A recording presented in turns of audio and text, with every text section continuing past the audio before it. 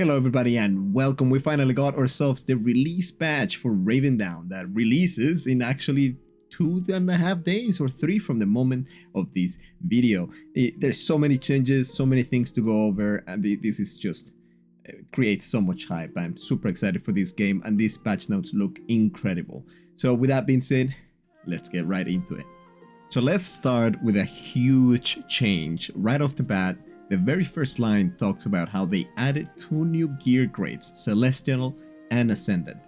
From what I understand, we right now have a Basic, Grand, Rare, and Arcane, and then it was Mythical, Legendary, and I believe there's a couple more, but correct me if I'm wrong on the comment section below.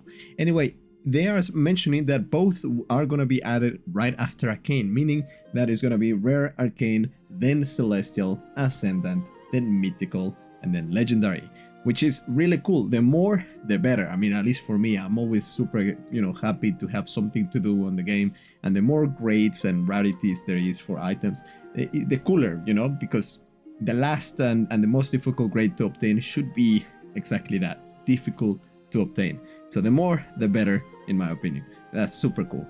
Moving on,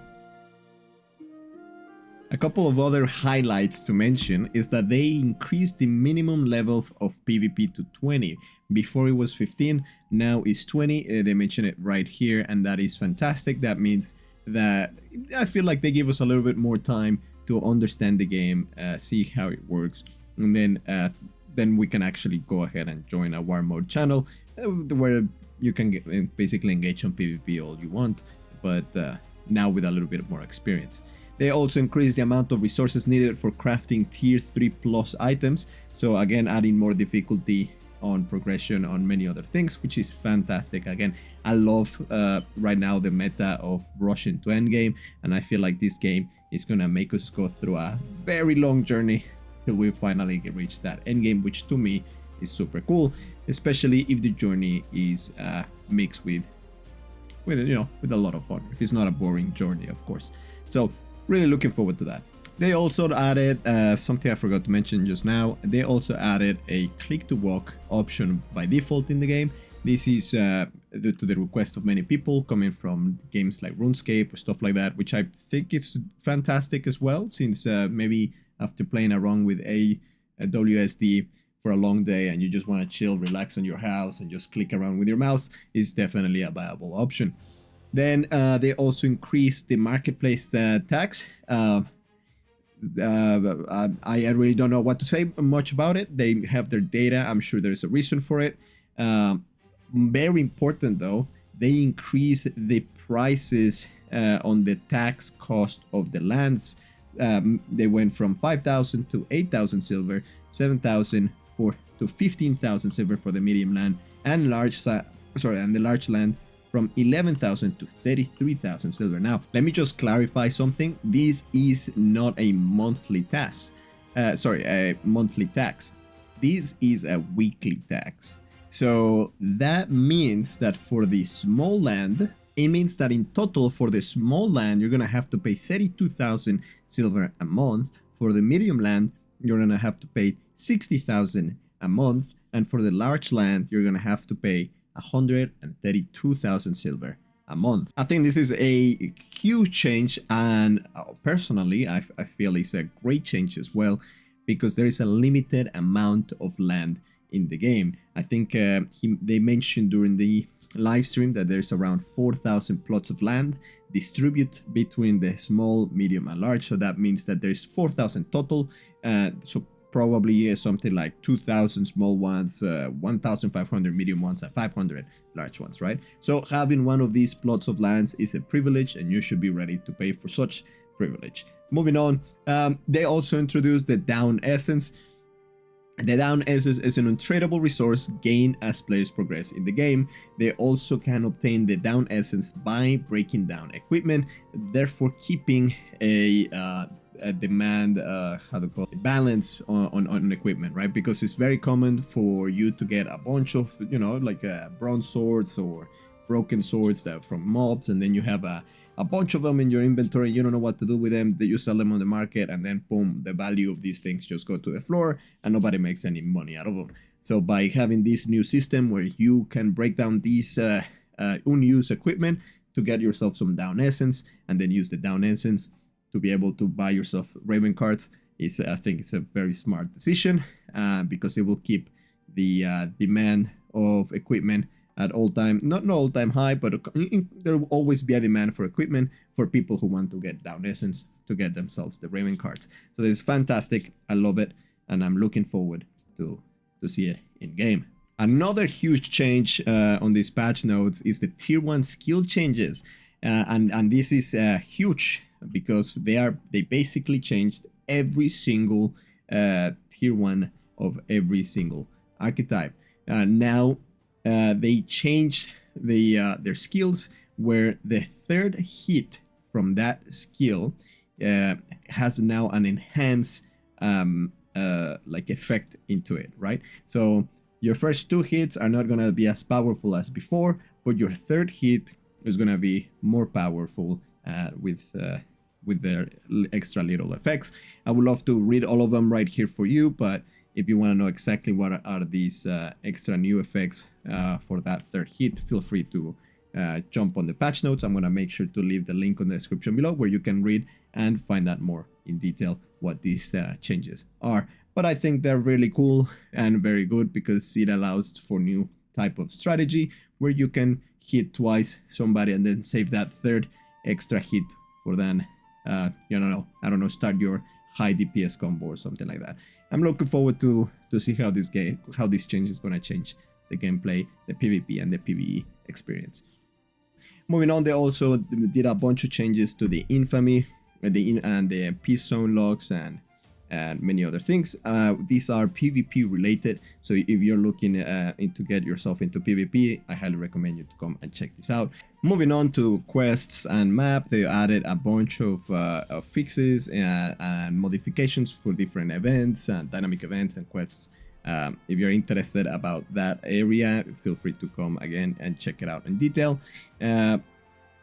They also did a few revamps on different creatures that, again, this is very, I don't think these are highlights, so I really don't want to spend a lot of time on them, but if you're interested, make sure to come by and check it out. What I do believe over here, I think is a little bit important, is that they increased the healing amount of all potions, but they reduced the amount of potions given to you in the story quest by 40%. So be smart with the potions, don't use them all very quickly, play safe, and yeah, just know that there's a little addition there with the potions. For the Portuguese people and Brazilians or Portuguese speaking people, they have added translations to several sections of the game, which is fantastic. They also added sound effects to several creatures that were missing, and added a bunch of new tasks on the Rangers Company killing task quests and stuff, which is great. I mean, it's always good to see that they are adding more and more and more.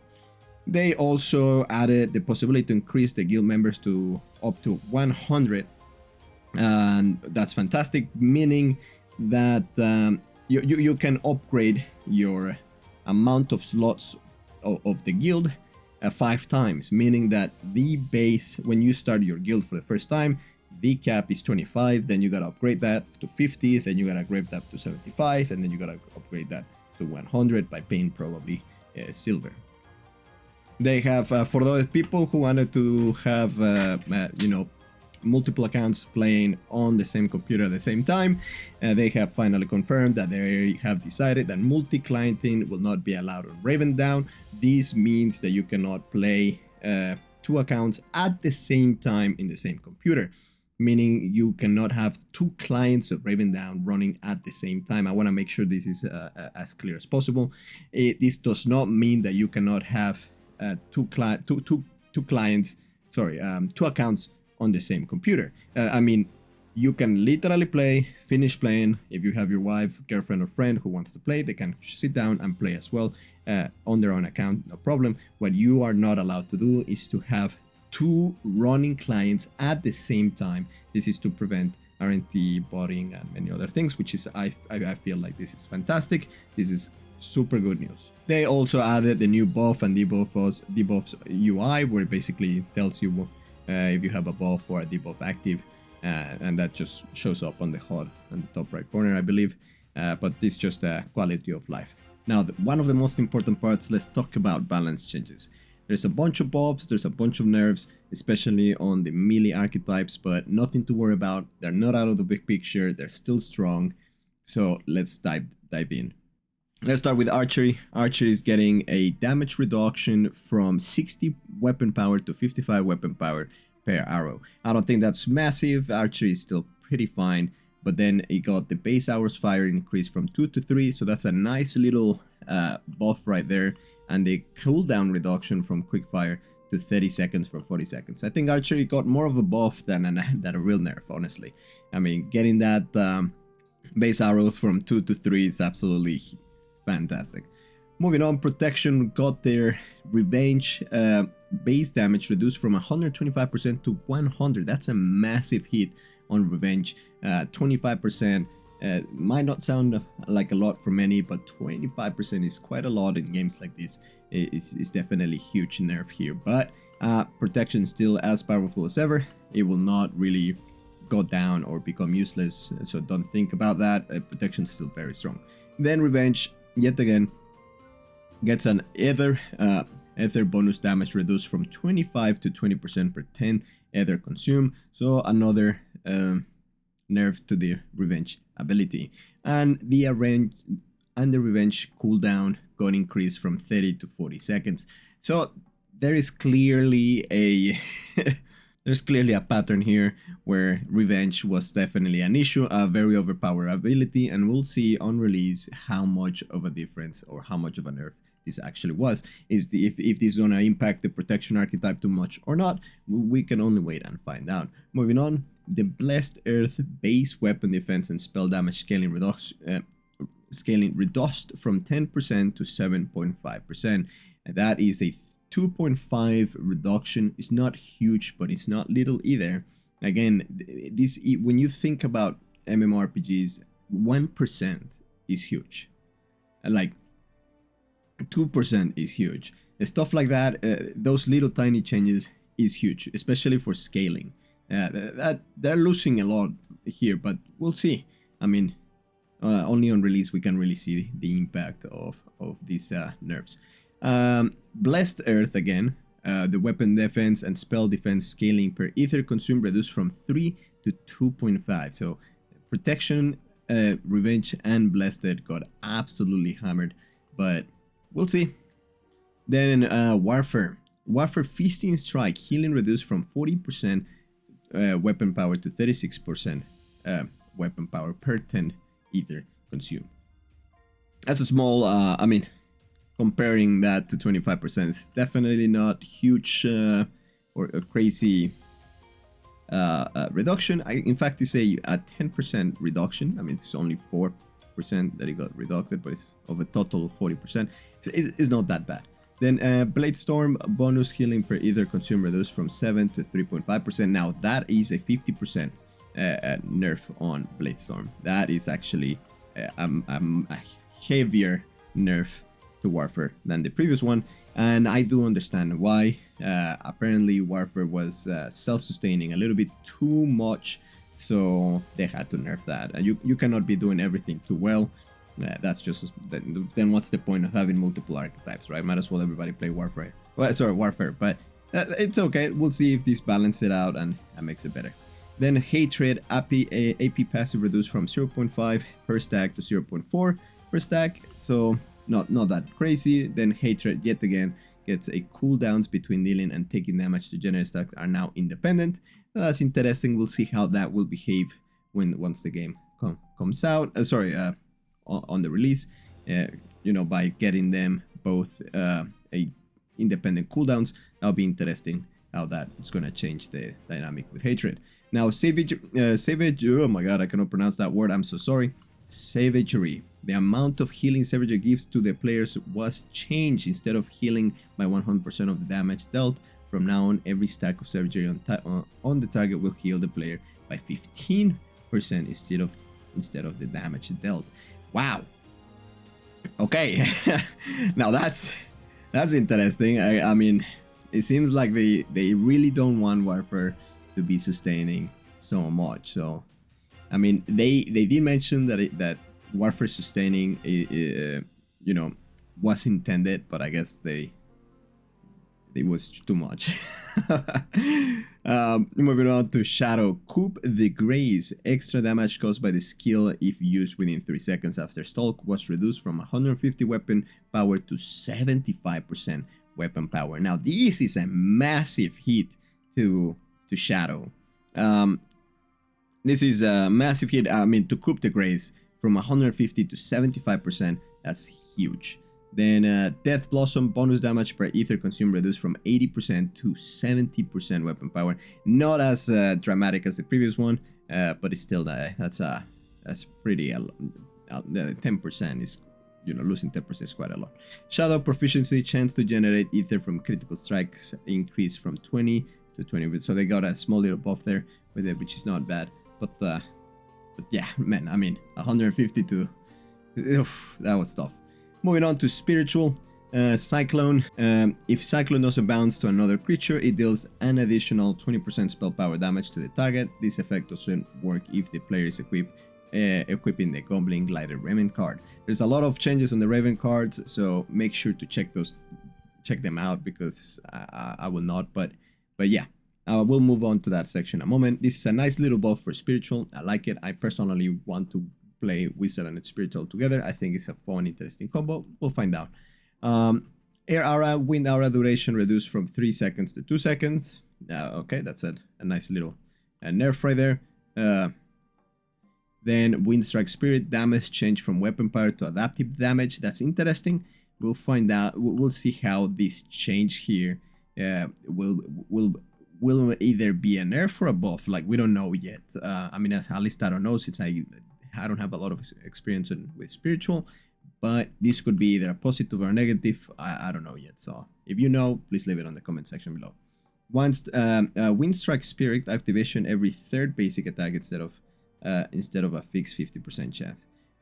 Like I mentioned earlier, there's a lot of changes on the basic abilities. Maybe this is one of them. I'm not certain, so I apologize.